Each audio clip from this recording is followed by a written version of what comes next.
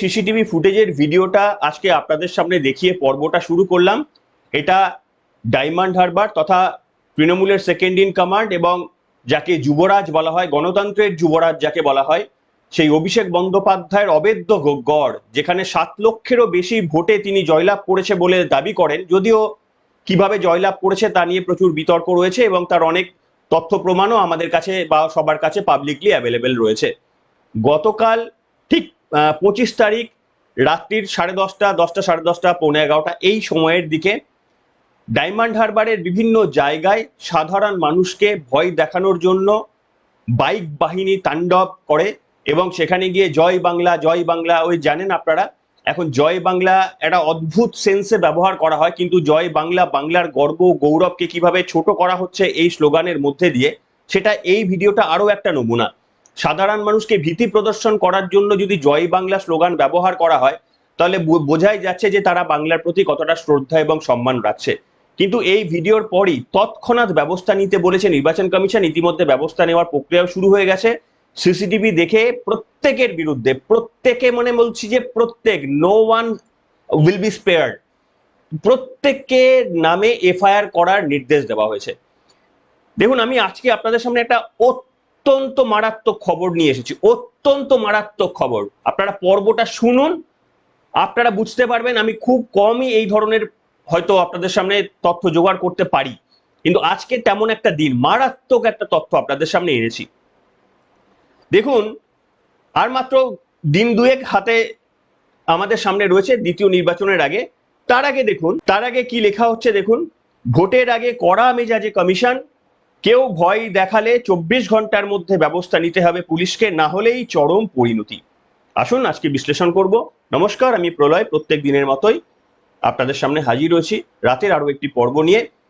যারা সাবস্ক্রাইব করছেন না বা ভুলে যাচ্ছেন, দয়া করে একটু সাবস্ক্রাইব করে আমাকে জায়গা দেবেন। দেখুন, আমি আপনাদের সামনে এই যে আজকে তথ্যটা দেব, আপাত দৃষ্টিতে এই যে খবরটা দেখাচ্ছি যে ভোটের আগে কড়া মেজাজে কমিশন, ভয় দেখালেই 24 ঘন্টার মধ্যে ব্যবস্থা নিতে হবে পুলিশকে, না হলে চরম পরিণতি। আজকে সমস্ত পুলিশের আধিকারিকদের, মানে আইসি, ওসি, এই সমস্ত আধিকারিকদের সঙ্গে, এছাড়াও মানে এসডিপিও কিংবা ডিইও যারা রয়েছেন, তাদের সঙ্গে নির্বাচনী আধিকারিকদের কমিশনের তাদের একটা বৈঠক হয়েছে। সেই বৈঠকে পরিষ্কারভাবে বলা হয়েছে যে আপনারা নিরপেক্ষভাবে কাজ করুন। যদি আপনার এলাকা থেকে কোনো রকমেরই বিস্ফোরক উদ্ধার হয় কিংবা আপনার এলাকা থেকে, আপনি যে থানায় রয়েছেন সেই এলাকা থেকে যদি কোনো রকমের অনিরপেক্ষতার কোনো কাজ হয় কিংবা আপনার এলাকার মধ্যে কোনো রকমের বাজে কোনো ঘটনা ঘটে, তাহলে এর দায় এবং দায়বদ্ধতা আপনাকে নিতে হবে বলে পুলিশ আধিকারিকদের জানানো হয়েছে। এবার আপনারা ভাবতে পারেন, আমি গুরুত্বটা এবার আস্তে আস্তে বোঝাচ্ছি। এতদিন পর্যন্ত নির্বাচন কমিশন ওই অনেকটা ব্যবস্থা নিয়েছে, সেটা আপনারা জানেন, কিন্তু এবার না ওই ট্রিগারটা তারা চেপে দিল। ওই আমি রতন টাটার মতো করেই বললাম আর কি, যে মমতা বন্দ্যোপাধ্যায় বন্দুকটা মানে কানের কাছে ধরেছিলেন, কিন্তু এইভাবে ট্রিগারটা চেপে দেবেন বুঝতে পারেননি। কমিশন ট্রিগারটা চেপে দিয়েছেন। একটা মারাত্মক ঘটনা ঘটেছে, একটা মারাত্মক ঘটনা ঘটেছে। ঘটনাটা দেখে আমি নিজেই চমকে গেছি। আসুন আমি আপনাদের সামনে ব্যাখ্যা করি ঘটনাটা। দেখুন, একটা একটা অংশ খবরের দেখাবো, এটা আনন্দবাজার পত্রিকায় প্রকাশিত। কি লেখা রয়েছে? সাসপেন্ড বিভাগীয় তদন্তের রিপোর্ট মন্ত্রককে, বলে একজন পুলিশের উল্টো দিক করে ছবি রয়েছে। এটা দেখে অতটা আপনাদের কিছু বোঝা যাচ্ছে না। আসলে পুরোটা শুনবেন, যদি না চমকে জানান তাহলে বলবেন, আর যদি ভালো লাগে তাহলে বলবেন যে এই তথ্যটা আমি দিতে পারলাম, আর কোথাও শোনেননি এই তথ্যটা। দেখুন, আমি না বিশ্বাসযোগ্যতার জন্য আমি পড়াবো এটা আপনাদের সামনে। আনন্দবাজার পত্রিকা কি লিখেছে, মানে 15-20টা লাইন আমি পড়বো আপনাদের সামনে স্ক্রিনশট দেখিয়ে। দেখুন, পদ থেকে অপসারণ, সাসপেন্ড এবং বিভাগীয় তদন্তে আটকে রইল না শাস্তির খাড়া। রাজ্য বিধানসভার দ্বিতীয় দফার ভোটের আগে এক পুলিশ কর্তার সাসপেনশন এবং বিভাগীয় তদন্তের নির্দেশ স্বরাষ্ট্র মন্ত্রকে নথিবদ্ধ করার পথে হাঁটল নির্বাচন কমিশন। পুলিশ প্রশাসনের কর্তাদের একাংশের মতে এমন কঠোর পদক্ষেপ অভূতপূর্ব। দ্বিতীয় দফার আগে কমিশনের এই মনোভাবকে আধিকারিকদের উদ্দেশ্যে বিশেষ বার্তা বলছে প্রশাসনের একাংশ। শুক্রবার রাতে ডায়মন্ড হারবার পুলিশ জেলার অতিরিক্ত পুলিশ সুপারকে, অর্থাৎ অ্যাডিশনাল এসপি সাসপেন্ড করে তার বিরুদ্ধে গুরুতর আচরণ ভঙ্গ, সিরিয়াস মিসকন্ডাক্ট এবং নিরপেক্ষ অবস্থান বজায় রাখতে ব্যর্থ হওয়ার অভিযোগে শৃঙ্খলা ভঙ্গের পদক্ষেপ করতে বলেছে কমিশন। এর পাশাপাশি কমিশনের নির্দেশ, এই সংক্রান্ত রিপোর্ট আইপিএস অফিসারদের ক্যাডার নিয়ন্ত্রক স্বরাষ্ট্র মন্ত্রকে পাঠাতে হবে। প্রশাসনিক কর্তাদের মতে তদন্তে সিরিয়াস মিসকন্ডাক্ট প্রমাণিত হলে পদোন্নতি অর্থাৎ ডেজিগনেশন কমে যেতে পারে, অপসারণ বা বরখাস্ত মতো কঠোর শাস্তির সুপারিশ হতে পারে একজন আইপিএস অফিসার। তদন্ত শেষে তেমন সুপারিশ করা হলে স্বরাষ্ট্র মন্ত্রক পদক্ষেপ করবে। গুরুতর শাস্তির সুপারিশ না হলেও বিষয়টি মন্ত্রকের কাছে নথিবদ্ধ থাকবে। সেক্ষেত্রে ওই অফিসারের বাকি কর্মজীবনে পদোন্নতি সহ নানা বিষয়ে সমস্যা হতে পারে। কমিশন সূত্রের বক্তব্য, বিধি অনুযায়ী পর্যবেক্ষকরা যে কোনো রাজনৈতিক, এইখানটা খুব গুরুত্বপূর্ণ, এটা শুনুন কেন এই ঘটনাটা হয়েছে, এবার এখানটা হিন্ট দেওয়া আছে শুনুন। এখানে বলছে যে কমিশন সূত্রের বক্তব্য, বিধি অনুযায়ী পর্যবেক্ষকরা যে কোনো রাজনৈতিক দলের প্রতিনিধিদের সঙ্গে কমিশনের নির্ধারিত জায়গায় কথা বলতে পারেন। তেমন আধিকারিক বৈঠকের এক ভিডিও অবৈধভাবে তোলানো হয়েছিল বলে ওই পুলিশ কর্তার বিরুদ্ধে অভিযোগ। কোন অবৈধ ভিডিও তুলেছিলেন এই পুলিশ কর্তা যার বিরুদ্ধে এমন ব্যবস্থা নেওয়া হয়েছে? দেখাবো আমি ভিডিওটা। বিরোধী নেতাদের একাংশের বিরুদ্ধে মিথ্যা মামলা রুজু, তাদের প্রচারে বাধা দেওয়ার অভিযোগ রয়েছে। ওই জেলার পুলিশ সুপার ঈশানী পালকেও সতর্ক করে কমিশন জানিয়েছে নিচুতলার পুলিশ কর্মী এবং আধিকারিকদের শৃঙ্খলা ও নিয়ন্ত্রণে তাকেও সক্রিয় হতে হবে। এবার গতকাল এখানে দেখুন আর কিছু এখানে মেনশন করা নেই যে কার ঘটনা কোন ঘটনা মেনশন করা নেই, শুধু লেখা রয়েছে কতটা গুরুত্বপূর্ণ তার বিরুদ্ধে পদক্ষেপ হতে পারে।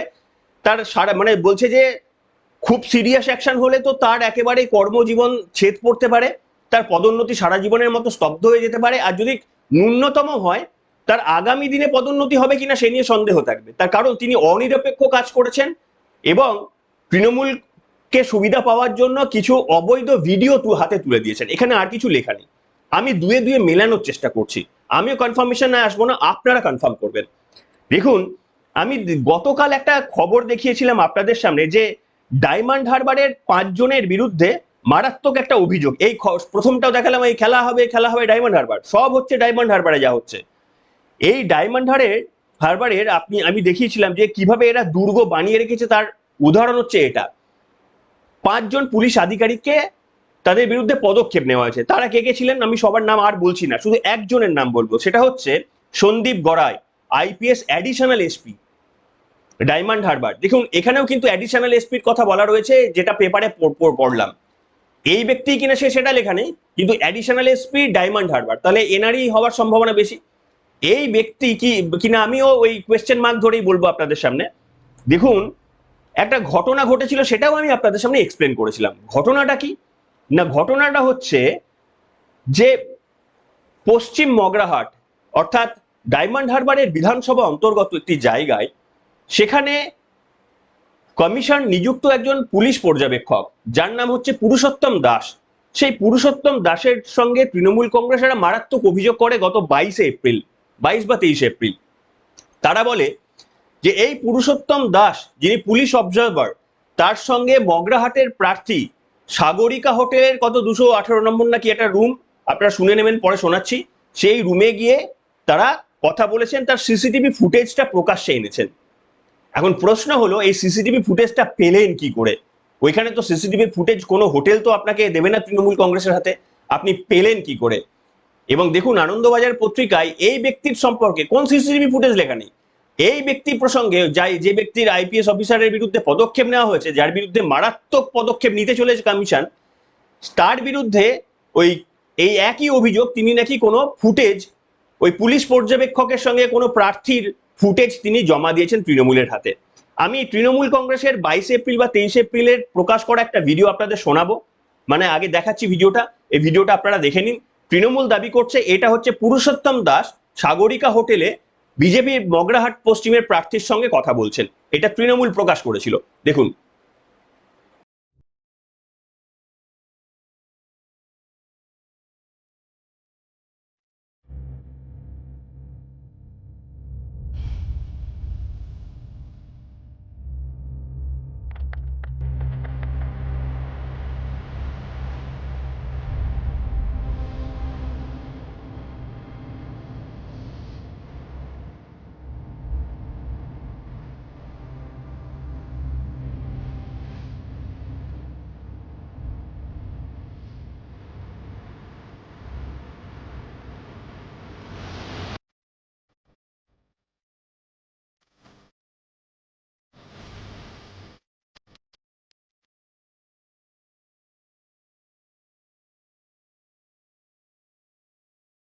দেখলেন, সিসিটিভি ফুটেজটা আপনারা দেখলেন, এবং এই ফুটেজ দেখে Kunal Ghosh officially press conference করেছিলেন, বলেছিলেন যে এই একই ঘটনা উল্লেখ করে বলেছিলেন পুরুষোত্তম দাস তিনি অবৈধভাবে ওই সাগরিকা হোটেলে কত নম্বর রুম শুনে নেবেন কুণাল ঘোষ বলছেন বৈঠক করেছিলেন।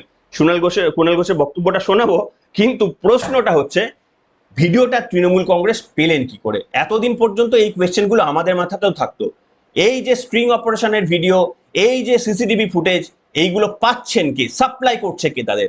আমরা বলতে পারবো না আজকেও এই ভিডিওটা ঠিক এক্স্যাক্টলি কি দিয়েছে, কিন্তু এটা অন্তত জানতে পারলাম সংবাদ মাধ্যম থেকে যে পুলিশের আইপিএস র্যাঙ্কের পদমর্যাদার সম্পন্ন লোকেরা তারা ফুটেজ সাপ্লাই করে। কোন ফুটেজ আমরা বলতে পারবো না, আপনারা বাকিটা মিলিয়ে নেবেন, আমি কনক্লুশন আমি আসবো না, আপনারা কনক্লুশনে আসতে পারবেন আশা করি।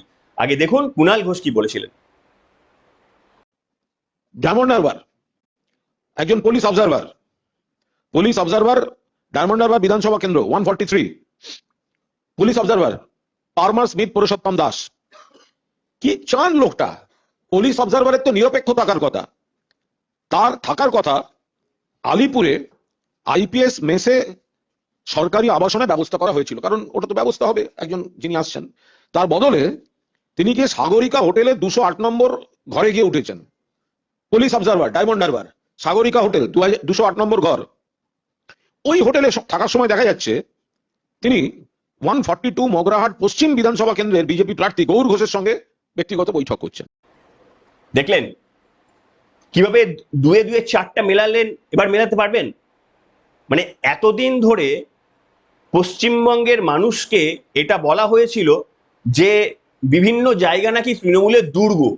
এই দুর্গটা বানালো কে? মানুষের ভালোবাসা? না, মানুষের ভালোবাসা দিয়ে যদি এই দুর্গ বানানো যেত তাহলে ওই জয় বাংলা করে রাত্রিরে ভোটারদের ভয় দেখানোর কাজটা করতে হতো না।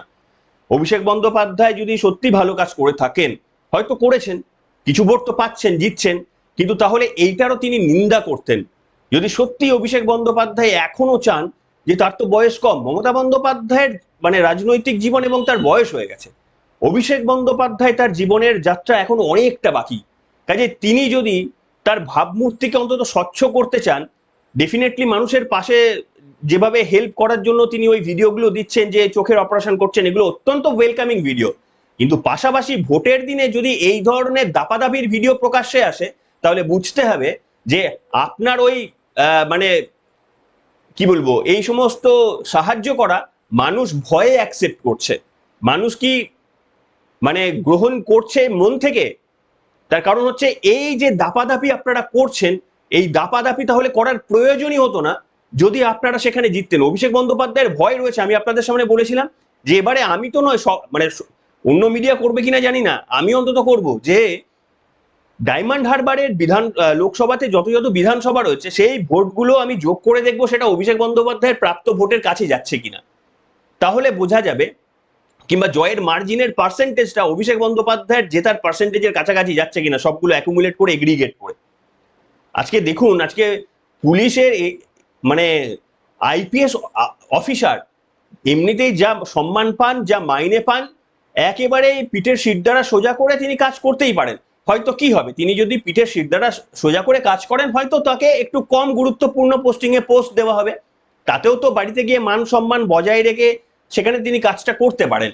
এখানে সাধারণ মানুষকে এইভাবে মানে কি বলবো, তাদের মতামতকে আসলে গুরুত্ব না দিয়ে, পুলিশের কাজ নিরপেক্ষভাবে সেইটা না করে কোনো একটা রাজনৈতিক দলের হয়ে যদি আপনি কাজ করেন, তাহলে দেখুন আজকে স্বরাষ্ট্র মন্ত্রকের কাছে বিপদে পড়তে হলো। বিপদে কি আপনি পড়লেন, আপনার পরিবারও পড়লো। আপনার বিরুদ্ধে এটা স্বরাষ্ট্র মন্ত্রক, অমিত শাহের মন্ত্রকের কাছে এই ফাইলটা জমা থাকবে আপনার বিরুদ্ধে, কারণ এত বড় বিধিভঙ্গ করেছেন আপনি। এবং এটা প্রমাণিত হলে কি কি শাস্তির বিধান রয়েছে সেটা তো পড়ে শোনালাম। আর যদি এটা মানে অল্প শাস্তিও হয়, সেটাও কিন্তু মারাত্মক। পরবর্তী জীবনে আপনি যেখানে পৌঁছাতে পারতেন সেখানে পৌঁছানো যাবে কিনা, তার কারণ এই আপনার এই অনিরপেক্ষ আচরণ। কেন এতগুলো কথা বললাম? এতগুলো কথা বলার একটাই কারণ, দ্বিতীয় দফার নির্বাচনের আগে আজকে প্রত্যেকটি এসডিপিও, প্রত্যেকটি অ্যাডিশনাল এসপি, প্রত্যেকটি এসপিদের নিয়ে ধনধান্যে বৈঠক হয়েছে। সেই বৈঠকে নির্বাচন কমিশনের তরফ থেকে স্পষ্ট বার্তা দেওয়া হয়েছে, সেটাও দেখালাম আপনাদের সামনে, যে নিরপেক্ষভাবে কাজ করুন। মানুষকে ভোটের, যাকে যে ভোট দিতে চায়, যদি সাধারণ মানুষ বেরিয়ে গিয়ে তৃণমূলকে ভোট দিতে চায়, তাহলে এটা অ্যাকসেপ্ট করতে হবে। সে যতই আপনি দুর্নীতি বলে চেল্লাল না কেন। আজকে যদি পশ্চিমবঙ্গের মানুষ সবাই বেরিয়ে গিয়ে তৃণমূল কংগ্রেসকে ভোট দেয়, আপনাকে অ্যাকসেপ্ট করতে হবে। কিন্তু দয়া করে এই যে এটা করছেন, রাত্রিরে ভয় দেখানো, যদি বলেছে কোনো রকম কোনো পুলিশ স্টেশনের আন্ডারে যদি কোনো রকম বিস্ফোরক কিংবা কোনো রকম দুর্ঘটনা ঘটে, তাহলে সেই থানার ওসিকে পুরো দায়িত্ব নিতে হবে। দেখুন, একটা অসাধারণ তথ্য বলেই আমার মনে হলো, তাই মনে হলো যে আপনাদের সঙ্গে শেয়ার করাটা প্রয়োজন। তার কারণ আপনারা ভোটার, আপনাদের ভয়হীনভাবে ভোট দিতে হবে। এমনিতেই আমি সম্ভবত কালকের একটি পর্ব আনবো, যেখানে আমি আপনাদের সামনে, আমার রেডি হয়ে গেছে অলমোস্ট, আমার সমস্ত ডেটা হাতে রেডি এসে গেছে, আমি ডেটা পেয়ে গেছি, আমার রেডি হয়ে গেছে। আমি আপনাদের সামনে দেখাবো যে এবারের নির্বাচনে ঠিক কি হতে চলেছে, ফলাফল কোন দিকে আসতে চলেছে। যে আপনার জেলা ভিত্তিক ডেটা আমার কাছে এসে গেছে, মানে আমি পেয়ে গেছি, মানে আমি নিজে প্রিপারেশন করেছি, অ্যানালিসিস করেছি, সেই তথ্য আমার কাছে রেডি, আপনাদের সামনে দেখাবো। সম্ভবত কালকেই আমি এই পর্বটা আপনাদের সামনে, কালকে বলতে কালকে প্রিপেয়ার করবো, পরশুদিন সকালে আপনারা হয়তো দেখবেন। তো এই পরিস্থিতিতে আপনাদের সকলের সচেতনতা কাম্য। নিজের ভোটটা নিজে গিয়ে দেবেন, যাকে পছন্দ। যদি মনে করেন আপনার ভবিষ্যৎ গড়বে তৃণমূলকে ভোট দেবেন, নিঃসন্দেহে ভোট দেবেন, আমার ভিডিও থেকেই ভোট দেবেন, আমি বলছি আপনাদের। আর যদি মনে করেন যে আপনার ভবিষ্যতের জন্য তৃণমূল বিপজ্জনক, তাহলে যাকে মনে হবে অল্টারনেটিভ হিসেবে তাকে গিয়ে ভোটটা দেবেন, কিন্তু বাড়ি থেকে বেরিয়ে ভোটটা গিয়ে দিয়ে আসবেন। এইটুকু অনুরোধ, বাড়ি থেকে বেরিয়ে ভোটটা দেবেন। এনিওয়ে, সবাই ভালো থাকবেন এখনকার মতো এখানে, এবং কমেন্ট করবেন, একটু সাবস্ক্রাইব করবেন, যারা করছেন না একটু শেয়ার করবেন। Thank you so much.